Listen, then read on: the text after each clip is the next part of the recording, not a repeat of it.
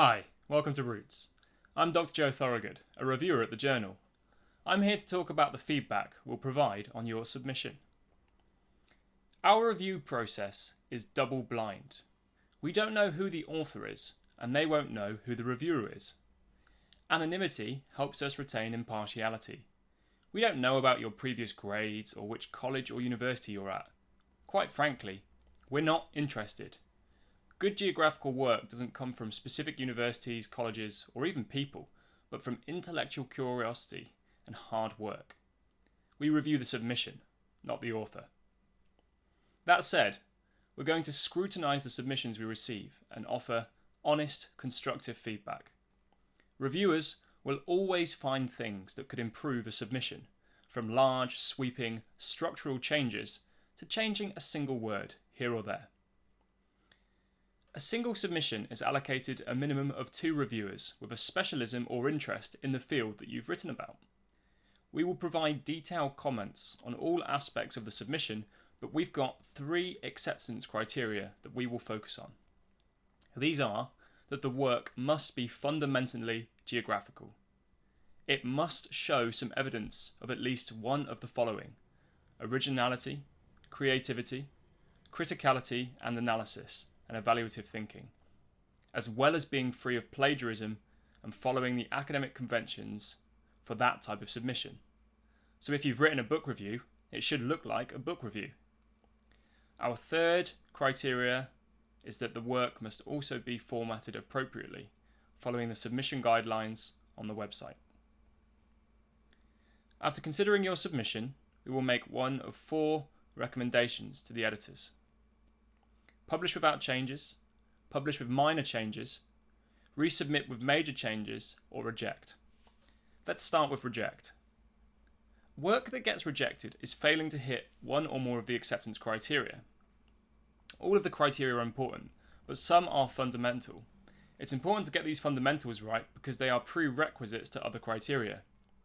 The work can't be original if it's plagiarized, and it can't be plagiarism-free if it's not appropriately referenced. We use these fundamental criteria to decide whether or not a submission should be rejected outright. Reviewers are busy teachers and academics who are voluntarily reading your submission. We're not here to fix grammar and spelling and referencing errors, so rushed, unfinished, and unchecked work will be rejected. If you're asked to resubmit with major changes, we think your submission has real potential, but it needs a lot of work to be publishable. This means that we will review it again when you resubmit it, and there's no guarantee it will be published when you resubmit. Work that falls into this category can be excellent, but not hitting our criteria. For instance, it's entirely possible to write a wonderful, original, mistake-free essay that doesn't properly engage with academic literature or isn't fundamentally geographical. Publish with minor changes is the score that very good and excellent submissions will usually get.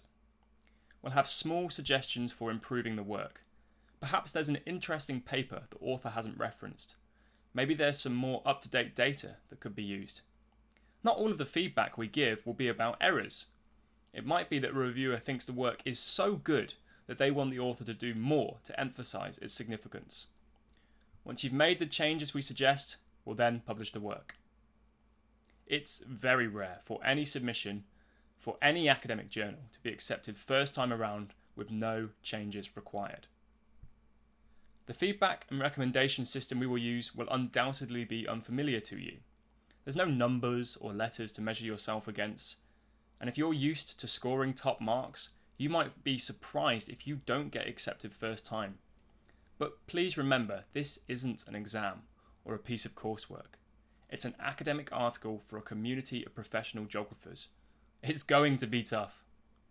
Beyond our acceptance criteria, there's no mark scheme or indicative content because there's no single correct way to write an academic paper.